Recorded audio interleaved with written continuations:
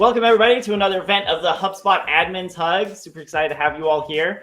If you're not familiar with this page, please check it out, bookmark it. We are here every Tuesday at this time, and this page is your source of truth for all of our upcoming events. Oh dear, what did I do? All right, you saw nothing. Here is where we are. You are here. This is our 100th meetup. 100 times we've come together. Thank you all for being here. Many of you have been here for the majority of those. Really appreciate that you've dedicated yourselves to building this community, connecting with each other. It's really been fantastic. And I'm delighted to have Dharmesh here with us. We will get to him as soon as possible. But you know the drill. I got to tell you what's coming up. So next week, we're going to have our friends from TechForum. The week after, we're going to have Portland coming. And then it was bound to happen eventually. Here is a session about Super coming up in September. And then we are at Inbound already somehow. We'll be having an in-person meetup. There will be lots of in-person meetups at Inbound. If you are coming, please connect with Deanna, connect with me. Going to be lots of admin sorts of things going on. Would love to meet up with as many of you as possible who are going to be there. And then afterwards, we're going to have a couple of weeks dedicated to just recapping what happened, whether you were there or not. Every year at Inbound, there's a ton to talk about, ton to discuss, ton of implications for admins in particular. And would love to just have you there as we work through all that. And then we have more events farther out that you can look at if you are interested. So that's a look to the future. Looking to the past, all of our sessions are recorded and end up on our YouTube channel. We are currently at 99. This one will make 100. We made it. So excited for that.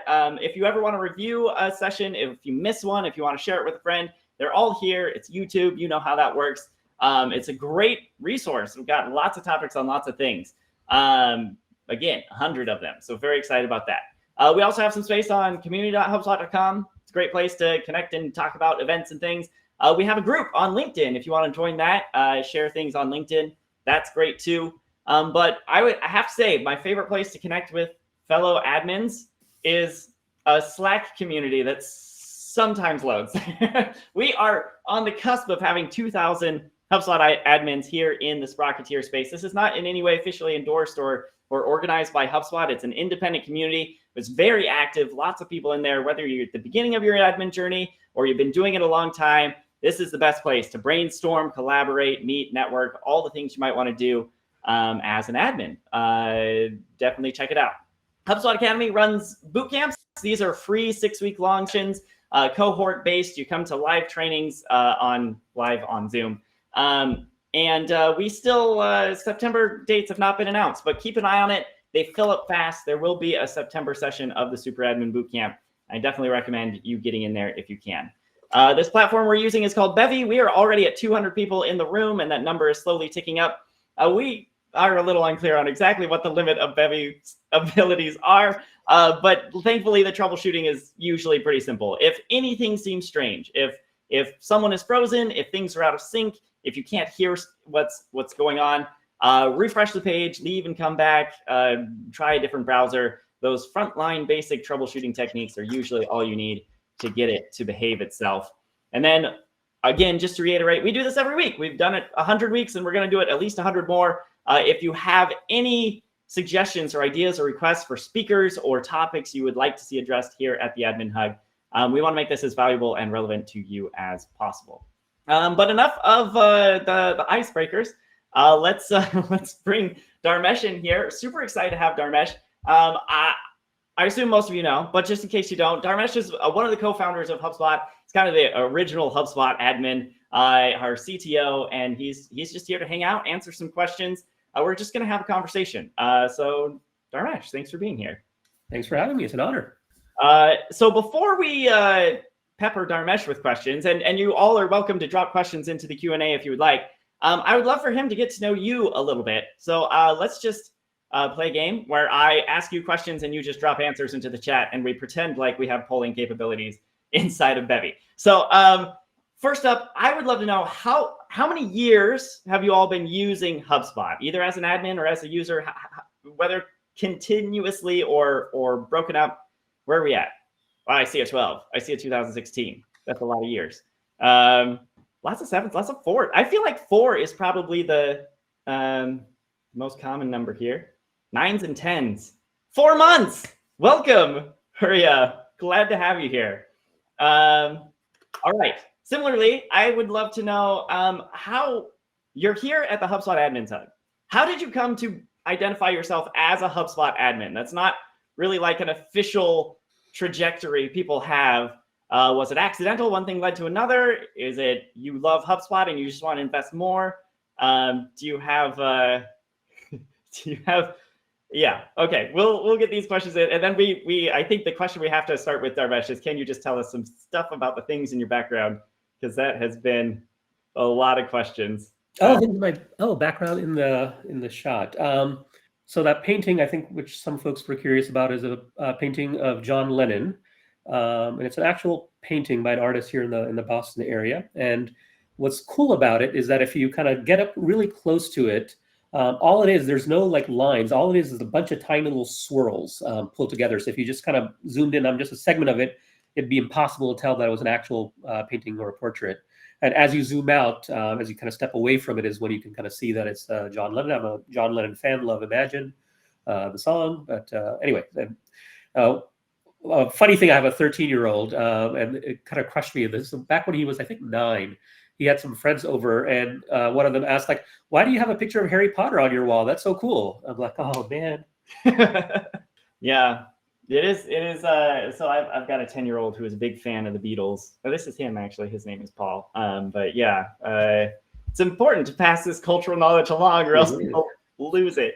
So Dharmesh, you're kind of the OG HubSpot admin. I'd love to know how are you still an admin in any HubSpot portals? Yeah. So I was the creator of the first portal on HubSpot, which portal ID 0 back in the day. That one was for my graduate class and teammates. So it was more of a community. So it's like a portal. And that's sort of where HubSpot was born. Then I have my personal portal ID 10, my wife's portal 15, unstartups.com, which is kind of my blog and what I use for like my angel investments and things like that. So I'm probably the admin of, like, I'll say maybe 8 active portals. The largest one, I have a portal for. I built this game called, it's kind of like Wordle with friends. It's like basically it's a version of Wordle, but you can actually have tournaments and play other people. That one has 250,000 contacts or users in it. The game's been played 150 million times now. So that's probably the largest. So I find myself in and around HubSpot doing both admin-y and non-admin-y things every day. Yeah. So I'm curious, not to get too far into the weeds here, but Portal 0, was that app.hubspot.com/0 or it was I think that domain naming thing came a little bit later. So at the time, so the domain attached to that portal was but yes, you could get to it that way. It was MIT-sloanfellows.org is what the website was. It had exactly like 85 users, and that was all it was ever going to be.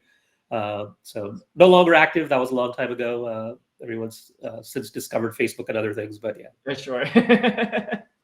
Yeah. Well, since you mentioned side projects like Wordle with friends and things, I'd love to talk a little bit about agent.ai. This is a thing I've heard you mention. To the extent you're able to share and comfortable with a group of just 268 of our closest friends and family, what's going on there? All right, so we'll take a step back. So last year, for those that have been, coming to Inbound or following me, last year was the year of kind of ChatSpot and just Chat UX and Copilots and all those kinds of things, which everyone was rightfully excited about. This year, I think it's going to be the year of agents. And quite simply, agents are just pieces of software that use AI to accomplish goals that involve multiple steps. That's the kind of simplest definition. Opinions vary in terms of do they need to be autonomous or not to really be an agent.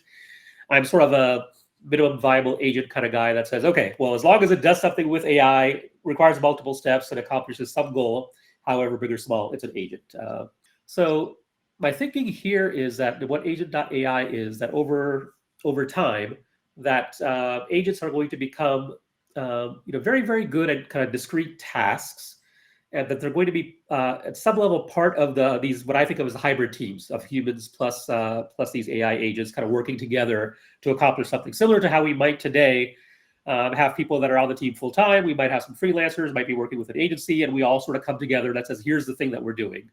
And I think, I'm not saying they're going to like take over jobs or take over entire roles, but they can take over tasks, and they can be part of the mix of what's getting done. Okay, so now it's unclear whether that takes a year, 2 years, or 10 years, but I think that's the way the world is ultimately going to head.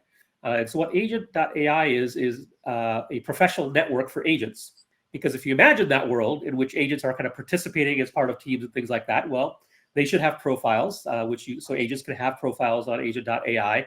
They have, just like we would have on LinkedIn, they have like, oh, here's the things that I do. Here's my experience. I've been executed or been running for 2 years, whatever the thing happens to be, just like a human counterpart might have.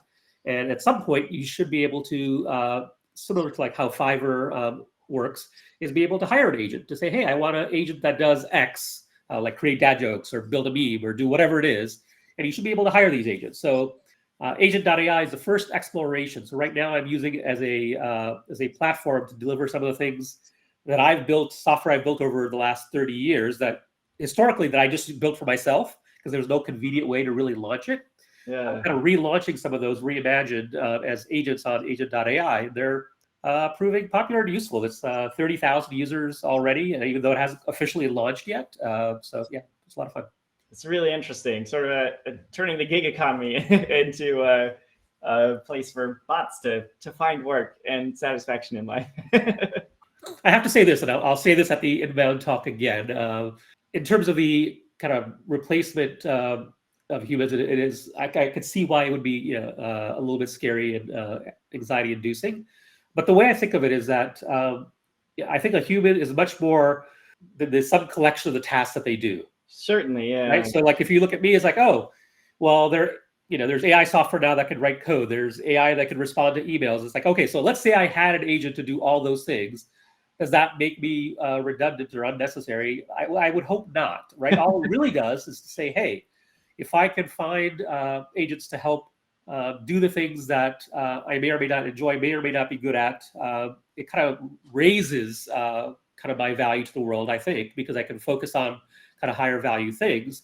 And the other thing agents, and I'm experiencing this already, that AI is capable of doing is that it sort of opens up doors, allows you to do things you weren't even able to do before as a human, right? So there may be a skill set you just didn't have. Like, I can't design things. I'm not a designer.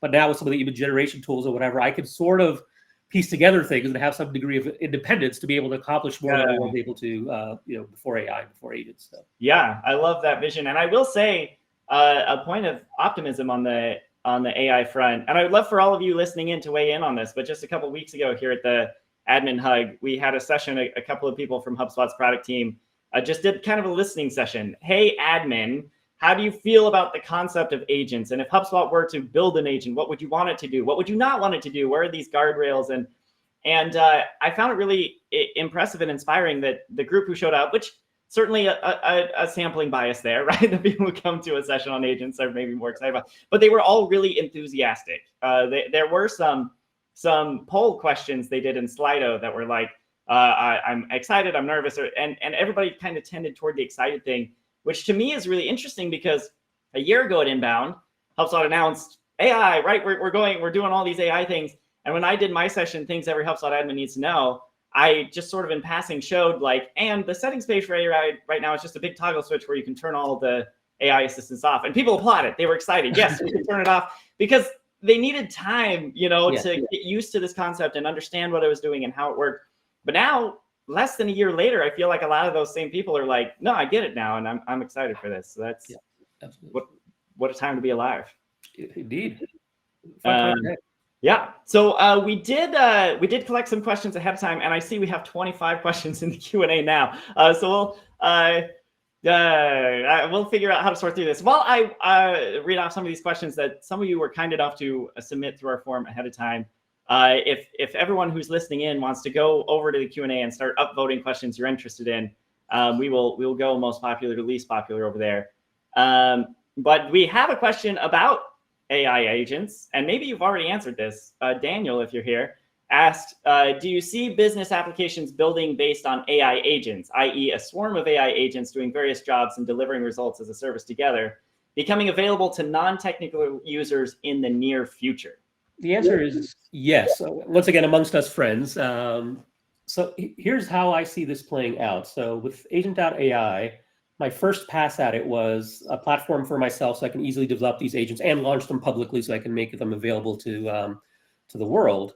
Kind of the big kind of secret thing that I've been working on that I'm hoping to get completed sometime this year is around allowing other people to build agents on the platform that do multi-step things, whatever, invoke any manner of large language models or image generation models and things like that, and be able. So the way to think about it, since you folks are admins, you'll totally get this. Is that so? Imagine a world before marketing automation existed, right? There was no HubSpot Workflows app. This is back 20, 30 years ago, right?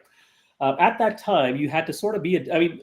Automation still happened in some sense, but you had to sort of be a developer in order to be able to really do these kind of programmatic follow-up things or whatever. And that's exactly what larger companies did. And what HubSpot and others kind of provided was a kind of what many would now call like a low-code, no-code way to develop automation scripts. That's what the Workflows app in HubSpot is. Now, if you kind of pull that forward into 2024, you can imagine something similar to that says, okay, well, that was great. That gives me access to HubSpot data. I can update things. I can send emails. I can do the things that we do in either marketing automation or sales automation. I think we're going to have, there's a similar model that could exist that's kind of AI native, that was born to be able to build these AI agents that are scripts. So it could look a lot like a workflow app that just happens to be AI powered. And so that's the thing that's kind of noodling in my head is, can I make it possible for non-developers to actually solve, because they have the domain expertise, they know what they need to do, either for the end users or for their own company, is to see if I can, and it's an experiment. We'll see how far I can get down that road. But yeah, that's the fun part. Yeah. Yeah. And to me, it feels, I don't know, 2024 to me feels like, in a lot of ways, 2006 all over again. Like the internet is just being reinvented, right? Today, I don't know how many of you noticed, but HubSpot just launched AI Search Grader, which is like Website Grader was for SEO in 2006, but is now for ChatGPT answers to questions and things to say how you're doing.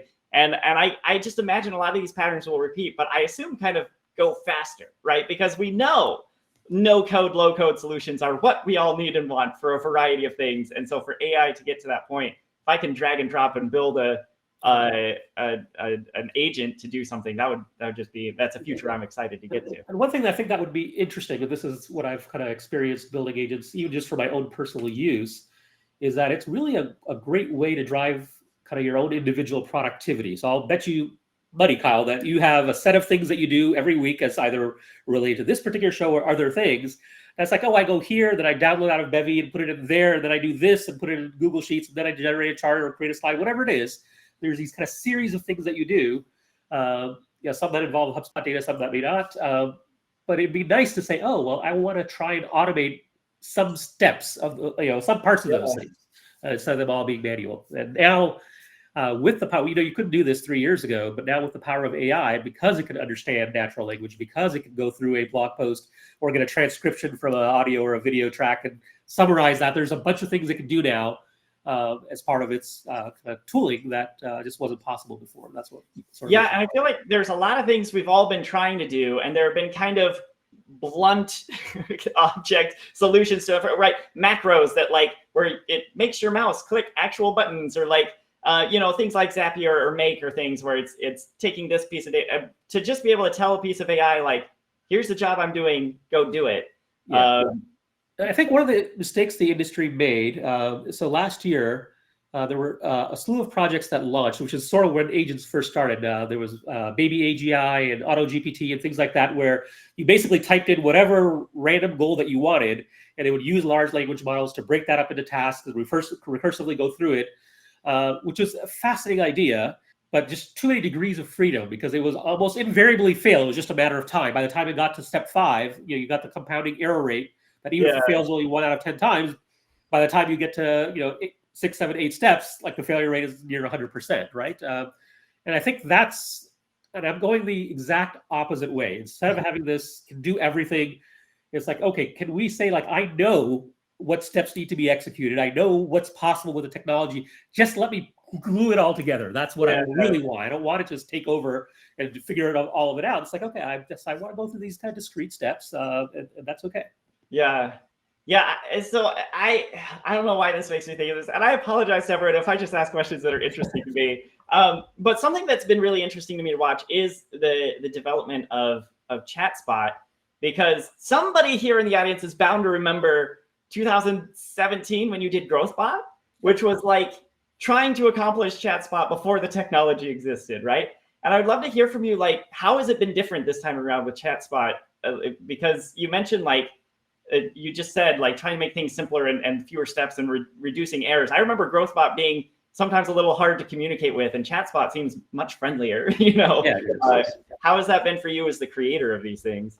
Yeah, it's been great. So the analogy I like to use, I'm big on analogies, is that AI is just not another kind of coat of paint over a house, right? That says, oh, now it's painted with AI and look, it's bright and shiny. It's actually a new material that we're building with, right? It's a new thing. It says, okay, well, some of the physical constraints we had with houses before now no longer apply. We can build anyway, so we can build stronger, we can build faster, we can do things that just weren't possible before. And that's what makes AI exciting. I've been developing software for 3+ decades now, right? And this is like the most excited I've been because it actually expands the kinds of things we can do with software. We saw that with the internet. Once every computer was connected effectively to every other computer, a whole slew of apps, a whole slew of use cases were now solvable that weren't solvable before. We're going to see the same thing, right? Like there's a bunch of things now that computers can almost think for some definition of think. There's just a whole lot of things that we're capable of doing now that we just couldn't do before.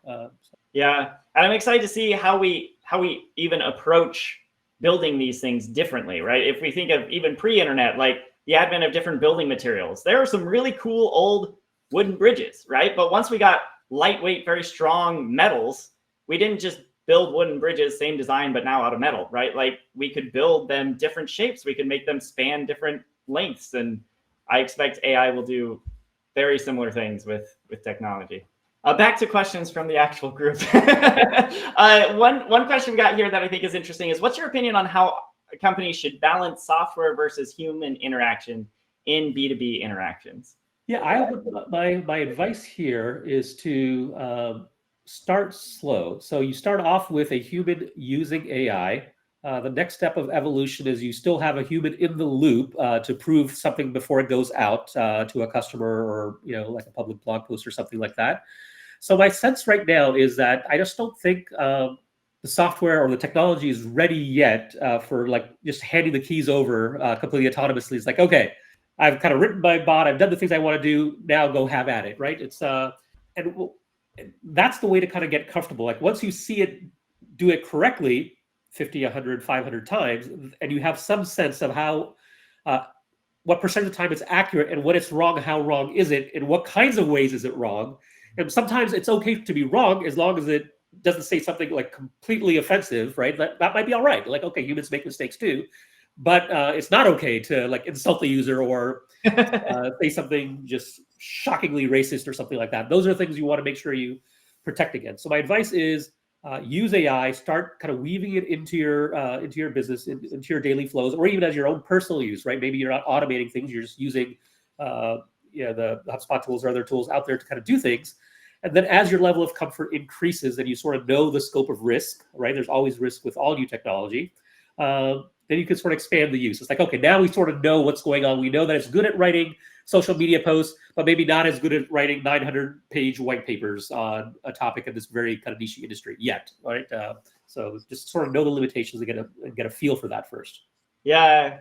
It's interesting to hear you say that because when I think about just traditional automation, things like workflows and stuff, so often what we emphasize is you have to have a good process, right? This is going to accelerate your process. And if you have a bad process, AI is it's those same principles apply, but it's a lot less like setting up an automation tool, a lot more like training an intern or something, right? Like if I wanted to hire my 10-year-old son to be my social media manager, I would not tell him to like, go look at all the comments on your favorite YouTube videos and just do that on LinkedIn, right? Like that would be a recipe for disaster. And if you think about how you're going to train an AI and at what point you're going to send it off to work on its own, like there are lots of intermediate steps you need to take. Yeah. And one thing I will say, I'll just because this comes up with customers and partners all the time, is that I understand the anxiety and apprehension around AI, but my advice would be that you shouldn't wait another 6 months, 12 months until the technology gets to a point where you're 100% comfortable with it. Even if you don't use it in production, start getting familiar with what the possibilities are. So that way you can kind of sort of follow along in terms of how the technology is evolving, and it's going to vary from business to business, industry to industry. But what you don't want to do is kind of sit on the sidelines waiting for the technology to hit critical mass in your industry, because you sort of miss this opportunity, not necessarily to get the advantages of AI, but to learn the things you need to learn. So because then when you do start, then you're starting it's like from a cold start, and you're trying to figure it all out and trying to figure out how to roll it out. It's much easier to build on something that already exists, right? And we've learned this, not to keep bringing it back to writing code or workflows or automations, is like always don't try to sit down and write a 50-step automation, right? No one does that in their right mind. It's like, oh, I'm going to write a 3-step automation that does exactly these 3 things, looks at this property, updates that property, and sends a very simple email. And then you sort of build on something that works incrementally over time, right? So the same way, don't try to put AI in, waiting 9 months. It's like, oh, in the future, I'm going to do it all. Do it incrementally. It's okay to take it in baby steps. It's new technology. It's understandably anxiety-inducing sometimes, but yeah, start slowly to whatever degree you're comfortable. Right. It just shouldn't be 0. That's my argument. Yeah. Well, and I think in any field or any discipline, the mark of a true expert is not knowing the answers, but being able to formulate intelligent questions, understanding what questions a tool can be used to answer, right? Like if you're learning to code for the first, right, if you're writing your very first Python scripts, understanding the sorts of things you might use a Python script to do is a huge first step in being able to do anything else. And I think getting in and playing around with AI tools and things like agents as they come around, and just understanding like, oh, this is the sort of thing I can think, I can offload, and this is the sort of thing that I want to keep my hands on, is you got to build those intuitions. Yeah, and this is right up. I said I was going to make one more, but so one of the things I think, this is going to sound immodest because it is, but I think one of the things that HubSpot has been good at, has led to our kind of modest success that we've had so far, is that we like teaching things. We like demystifying things, right? So even back 18 years ago when we started, it was like, oh, there's this thing called SEO, and there's these social media sites and things like that. And we don't want to make things a black box. We want customers to understand what these new things, new to them, are. And we're very good at it. You are a manifestation of this, Kyle, which is you love to teach, right? Like I watch your videos all the time, and including product updates and things like that. And I think, HubSpot's approach to this is going to be very, very similar to the approach we've always had, which is, yes, it's new technology. We believe our customers can and will benefit from this, but we're going to hold their hand and help them through the education process because we think that's the right, noble thing to do. So. Yeah, I always tell people the thing I love about HubSpot, and the reason I think I'll be here forever, is it's a philosophy-first company. We are an opinionated platform. We believe there's a right way to do business and to use technology, and we're trying to help people do that. HubSpot was a blog before it was software, right? Oh, yeah. And that's another reason I feel like 2004 is 2006 all over again, especially with this AI search grader, right? We're going to help people understand how they're doing in AI answers, and then you can bet we will have opinions and methodologies on how to succeed in this new world. We'll get there. Okay, I'm gonna look at the live Q&A now. There are 45 questions there.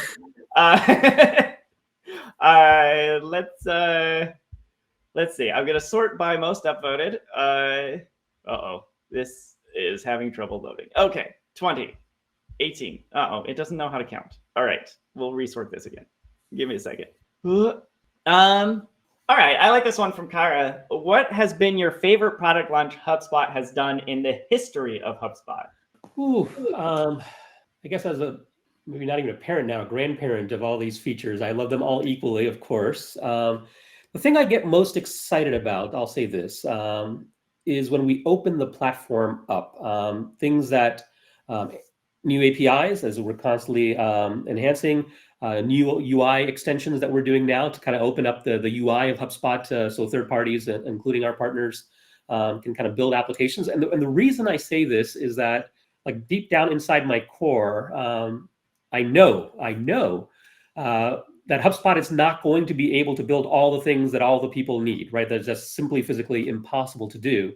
And the degree to which we can kind of make HubSpot more open via APIs and UI customizations, and we saw this with custom objects back in the day, like all those things, I think it sort of unleashes folks that are on this call to say, oh, if only HubSpot had a way for me to get into this part of it, then I could do these things to help my company out. Those are the things that excite me. It's like every time I'm watching the product updates or whatever, I'm looking for those. It's like, oh yeah, that's something that's going to be so cool. It'll be interesting to see.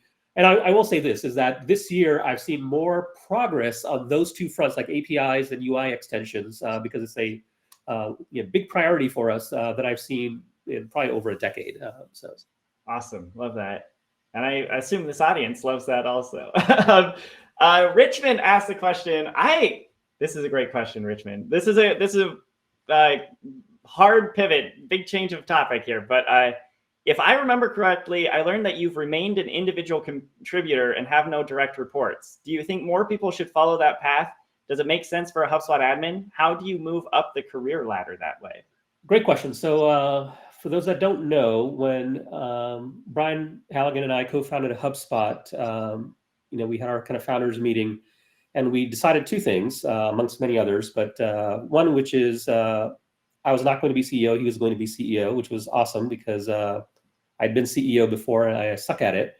But then the follow-up, which I had not planned going into it, which is, oh, by the way, Brian, I'm also not going to have any direct reports. And that obviously is unconventional. And I explained, I'm like, okay, I'm a reasonably intelligent person. I think with some coaching and some training, I could become passably okay at management and managing people.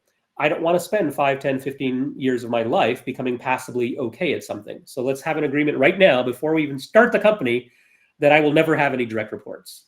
And we've held, and like, look me in the eye. It's like, even though our VP of engineering quits, 5 years from now or whatever, we're not even going to put me in a temporary, transient, interim, whatever role, because, and like looking back on it now, that was one of the kind of better decisions, both for HubSpot and for me personally, because I get to do the things that I enjoy, bring value to HubSpot in the ways that I can bring value, and I don't hold the company back. Now, it's not the right thing for everyone, but I will say this as kind of macro level advice, since the question was asked. I'm a big believer in, and I think this is broadly applicable, that a lot of people spend too much time trying to shore up their weaknesses and not enough time doubling down on their strengths. So if there's something you are really, really good at, now, don't get me wrong, if you have, one of your weaknesses is that you're a serial killer, stop doing that. Let's get rid of that weakness. But the world will let you get away with a lot of weaknesses if there are a handful of things you are world-class at, right? And in the fullness of time, I think that shows up because in the fullness of time, whatever org you are in or whatever org you go to, the value you will get from the organization will always be a function of the value that you're adding. And in lots of organizations, because of the way org structures evolved over time, value has historically been measured by how many direct reports you have and what the downline is. I can't believe I used the word downline. I've never used that before. Anyway, but so my advice would be to kind of stay open to remaining an individual contributor, even if you have managerial responsibilities, that sometimes those are thrust upon you. That's the way life works sometimes, is to keep your hands in the thing that you love and enjoy and keep mastering that craft. So even if you're spending 80% of your time on managing because now you're a manager and that's your job, try to find a path that you continue to do the things that you actually enjoy, that you're really, really good at. And over time, I think that pays dividends. That's why I still write code like every day, right? Like, not that because I have to, because I think I love it and I'm pretty good at it, right? Like it's a great way for me to add value to the world and to HubSpot. I love that. And I feel like I've been a beneficiary of that. HubSpot invests a lot in having good managers. And every manager I've had is someone who's a manager because they want to be a manager, not because they were thrust into this position because that's how the career ladder takes them. And I really appreciate all the growth I've been able to have. I get to do this for a living, right? I have no direct reports. I am all in on being an individual contributor until the day I die. And there's been space for that here, which I think a lot of organizations maybe wouldn't have made. So thanks. Yeah. What is your biggest advice for an admin within HubSpot? This is a really good question.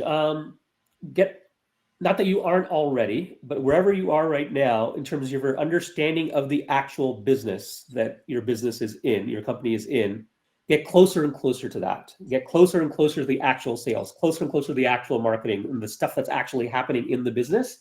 Spend time on sales calls. Spend time with the marketing team as they launch a campaign or they do whatever it is they're doing, because what that helps you do, it's a little bit, I'm a product guy through and through.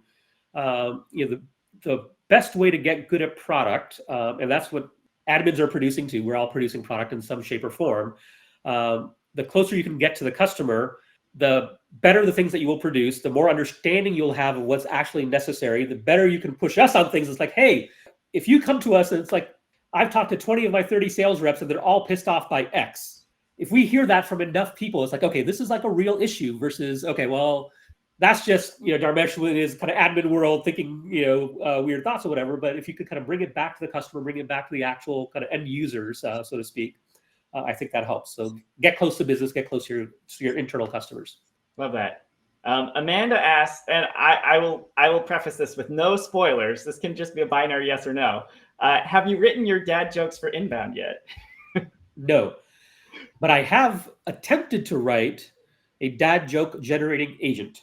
Oh, it is not going well. So I've done. This is a weird. We're gonna have to take this little digressions because the question was asked and because it's a fascinating experience.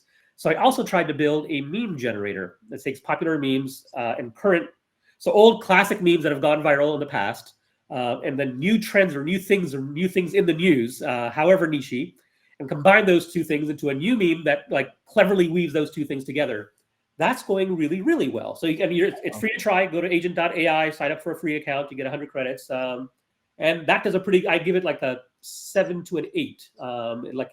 Give it 2 or 3 tries, and it gets it right. For some reason, dad jokes are harder. I haven't quite dissected why yet. But yeah, anyway, so they're not written yet. I might have to sit down and find another path. We'll see. All right. John asks, tell us about how the HubSpot culture code came to be and what you learned that might be able to help us influence our own company cultures. Yeah.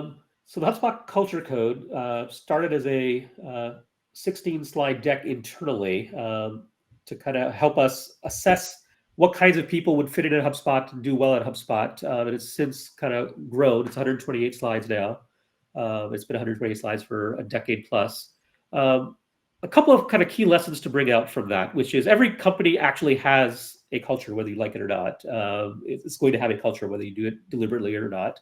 But we think of HubSpot, of culture as a product. Shocking, right? It's like, I'm a product guy. It's like, oh, well, culture is just a product that you build for your internal employees versus the product that you build for customers. And so in that vein, the way to really kind of make because culture can be a very mystifying, very polarizing topic. Even at HubSpot, when we first started talking about culture, people were like, you can't really build culture. That has to come organically. It's like there's all really good arguments.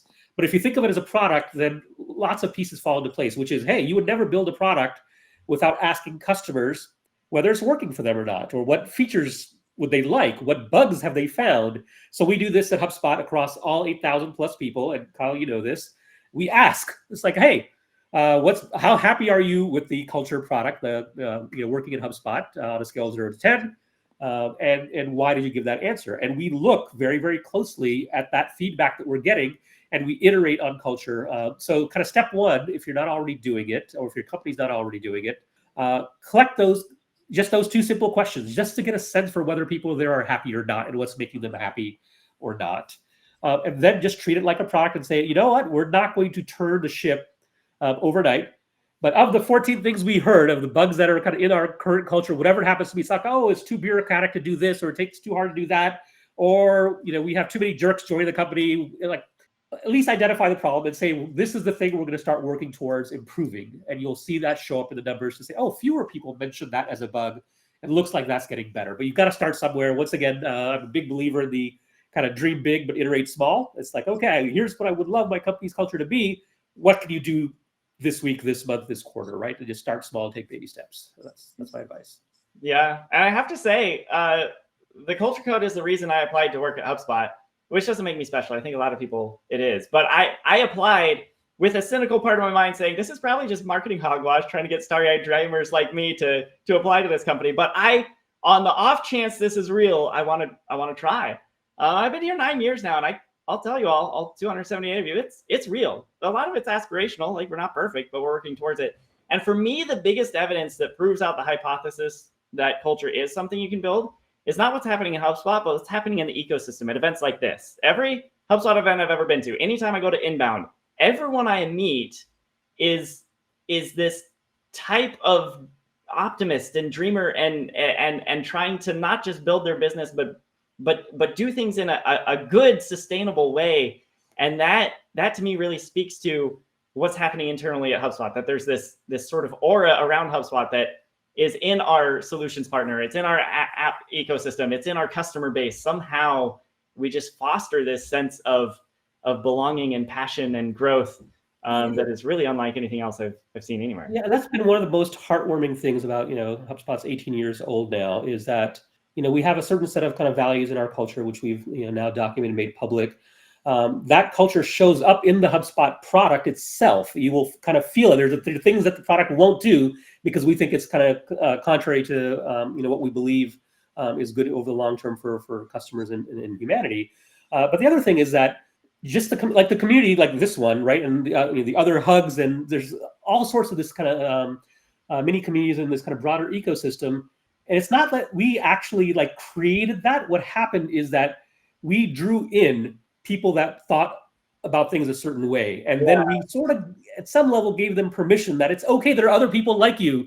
Look over here. There's and that's what's really been heartwarming, is to see this kind of a community come together. And just like you said, it was a blog before it was a product. It was also community before it was a product, because we started having those kind of early kind of meetups before the product was anywhere near complete, right? And that was because it was a movement. It was about inbound marketing kind of back in the day, but we're still kind of driving that same kind of ethos to say, small businesses are worth serving.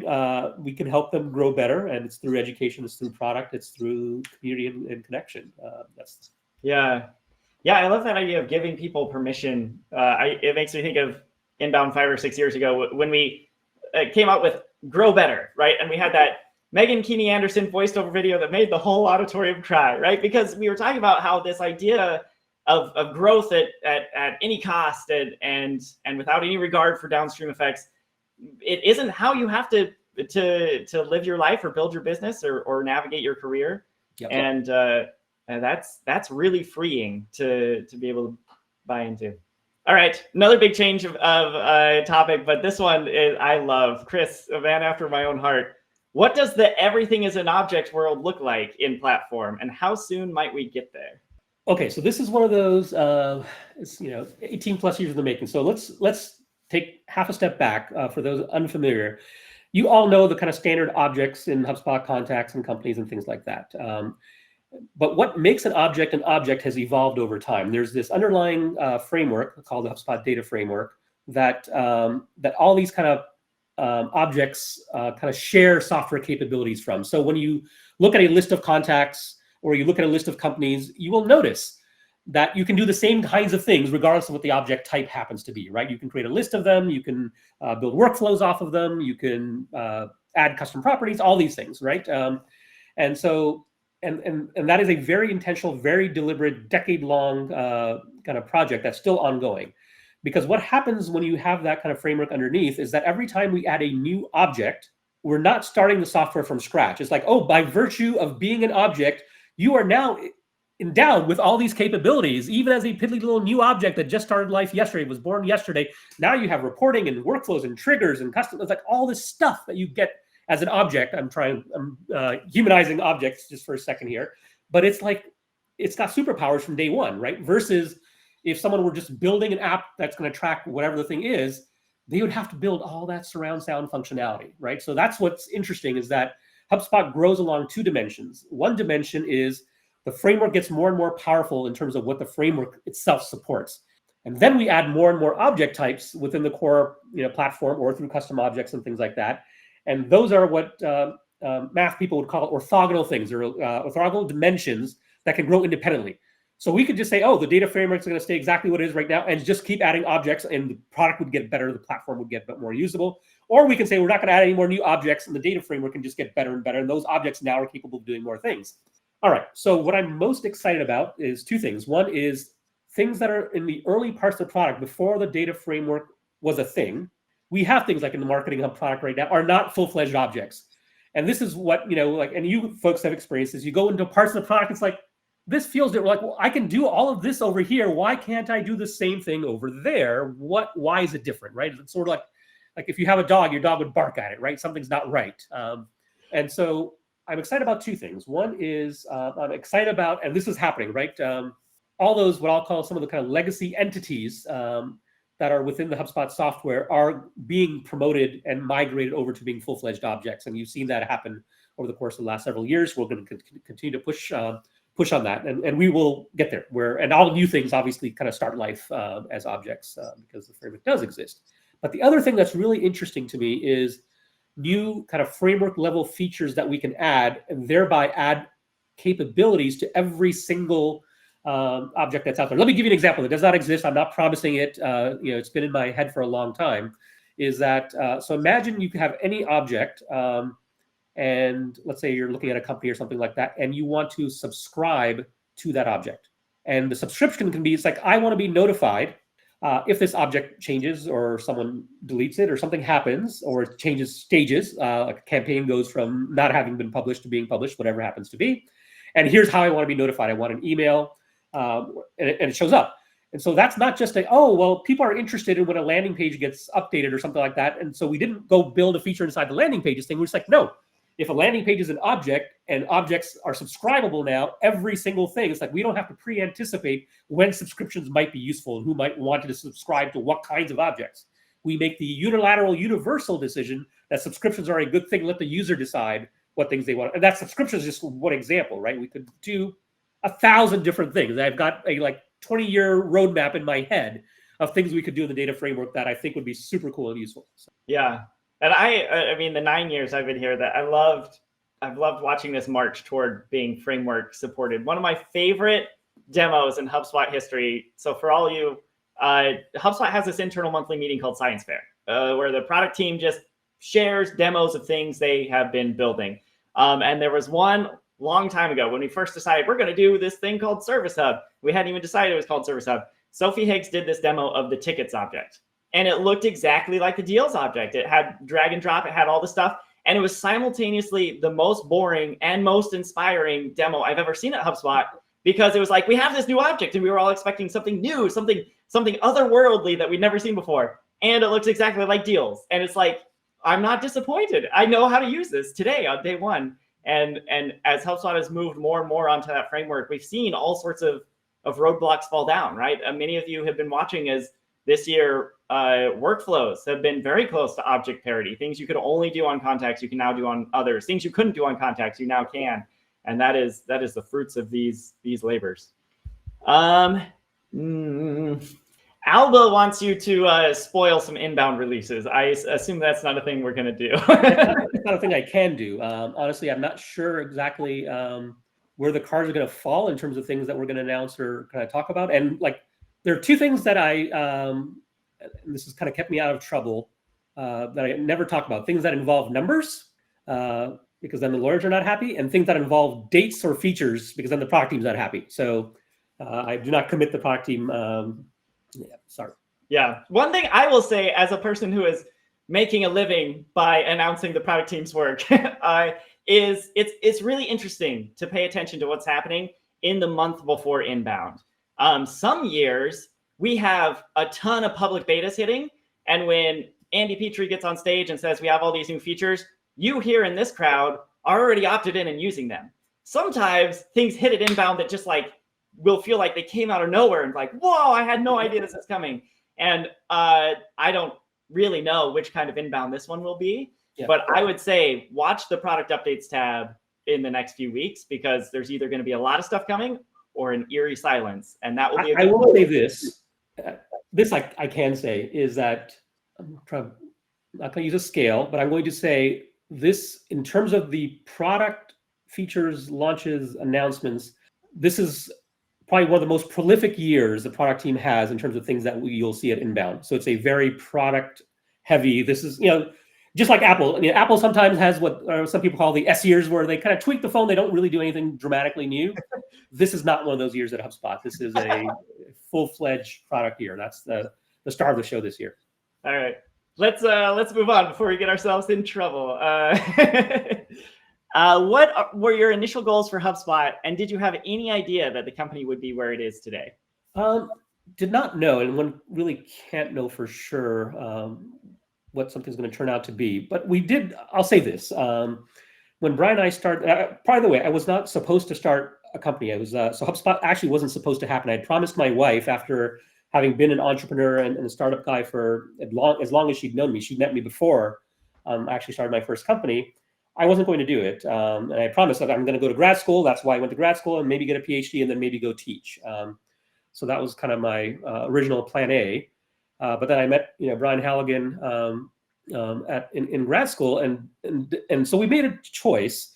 And I said, okay, well, and both of us had some success in our lives. And this was what I'm not a sports guy, but this was our last step up to bat, right? We're like, okay, if we're going to do this, because I had some singles and doubles before. I've had some successes, but no, flat out, whatever the slam, Grand around the homes, whatever. Yeah, what you just said.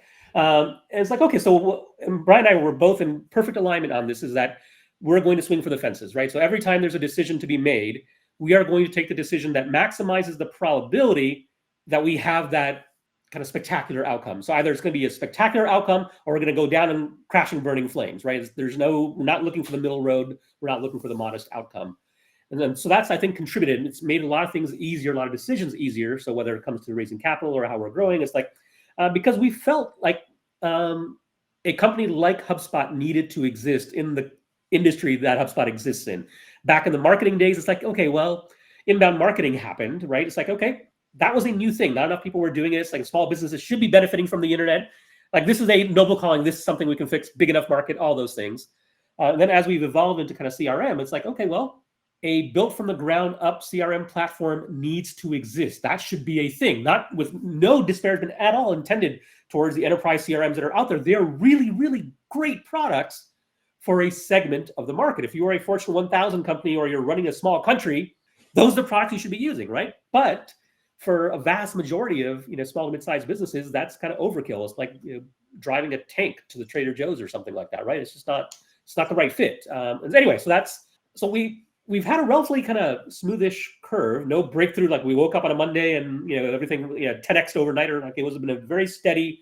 Keep listening to customers, keep making the platform better, keep kind of iterating on the culture as we're evolving, and then and just try your best to be around amazingly great people, and the rest seems to work itself out. I have a related question from Mike at Resonate. What is the future of HubSpot that we should be prepared for? I see that some BI features are being implemented, and there are lots of exciting developments for developers. Will we see new hubs like a business intelligence hub, project hub, accounting hub, or a fully featured development platform? Or will the focus remain solely on marketing, sales, and service? I literally can't answer that because I don't know the answer. This is something we talk about every year, right? In terms of what does the product footprint look like? Is it going deeper on some of the hubs we have? Is it adding a new hub? Is it making some kind of platform level enhancements? And we sort of kind of based on the state of the market, we try to balance those things so that we have kind of our strategic offsite every year. So right now it feels, I'll say this, feels relatively complete. Like when Service Hub was missing, it felt like there was a leg of the stool missing. I'll say that, right? It's like, okay, well, these things sort of really go hand in hand. You sort of need that in order to be a full kind of customer platform, which is what we at the time had aspired to be. So I don't think we have like the burning, this has to exist in order for us to be a customer platform. I think we're kind of beyond that point now, but we have lots of ideas for hubs and for features and for platform stuff. It's just a matter of sequencing. We'll get around to it, or most of it probably over time. So yeah, sorry for a bit evasive of an answer, but it's. Well, and the thing is, HubSpot adapts a lot. We sometimes set one plan. We thought 2023 was going to be the year of commerce, and then it turned out to be the year of AI, right? And we still delivered commerce stuff, but it took a little longer because we had to pivot. And that's how things work over here. But I would encourage all of you as admins to keep speculating, keep requesting, keep dreaming. A lot of people lately have been telling me, like, once users are an object, I would love for HubSpot to replace my employee management software, right? Like, Keep telling us that. I don't know if we'll build it or not. Maybe not. This is a biased opinion. It goes back to the kind of earlier question, like what would I do if I were you, if I were a HubSpot admin, is really like learn and understand, not that you don't already, but even deeper than you know right now, get to know the platform, right? This is like the early days of anything, whether it was the iPhone or the web back in the day, because there's going to be massive opportunity, both within your company and outside your company. You know, you're going to live a long and full life. That will pay dividends because the platform is going to be more and more open. We're going to be solving more and more use cases, and the world is going to need people just like you. That's what I will say. That even right now, as we sit, there's an asymmetry between the market need out there in terms of people that really get HubSpot, both the product and the company and the vision and all of it, and love staying up with all of this stuff, and the number of people that there's an asymmetry. So you need to kind of meet that moment in the market right now. I think the next 5 to 10 years are going to be really, really good for people. I'm biased, obviously, but the platform is getting richer, bigger, and creating more opportunity for all of us. Karen asks, what has been your favorite stage of growing HubSpot and why? And then I guess taking sort of a metaphor from you, her choices she gives you are conception, infant, adolescent, young adult, ... I'll give you the philosophical answer and the true answer happen to be the same, which is I love the stage that I'm in right now. And this is a truthful answer, which is I'm having more fun right now than I've had in the history of HubSpot. And the reason is that like I know more things. We can make bigger bets now. We can plan out and I love the startup years. Don't get me wrong. Just like I loved my son when he was an infant, but I love him now too. Now he's got a brain. I can have a conversation with him. It's a different type of relationship, right? And so as HubSpot has evolved, I get more gratification out of it, not just because the stakes are higher, but we can make longer term choices and we see the ecosystem thrive. We see the opportunities ahead of us. When you're a startup, you're sort of just trying to survive, right? That's the thing. It's like, how do we make this a business that is still a business a week, a month, a quarter from now? We don't have to worry about that. Obviously, we still have to worry about lots of things and staying relevant, but it's nice to be able to take a longer range view and be able to have conversations like these where like, oh, stay tuned. There's going to be more objects and more APIs and more custom UI extensions. There's all this stuff coming, and it is. I know it for a fact. Love that. Well, we are just about at time. Dharmesh, thanks so much for being here. The last thing I want to ask you is if any of the 246 people here want to follow you, be in touch with you, connect with you out on the internet, where are the best place or places to find you? I'm practically unavoidable on the internet. I'm at Dharmesh everywhere, on LinkedIn, on Twitter/X. I will never just completely call it X. Oh, by the way, we should call it X Twitter. I heard that. I didn't make that up. X Twitter. It's like the formerly known as Twitter. Anyway. Yeah, well, that's really good. Clever. But anyway, yeah, LinkedIn is probably the best way to kind of get in touch with me. I'm posting there all the time. So just leave a comment. Amazing. Well, thanks so much for being here. Thanks to all of you for participating in the chat and asking questions. This was the 100th meetup of the HubSpot Admin HUG. Thank you, Dharmesh. Hope to see you all around for another 100. Enjoy your Tuesday.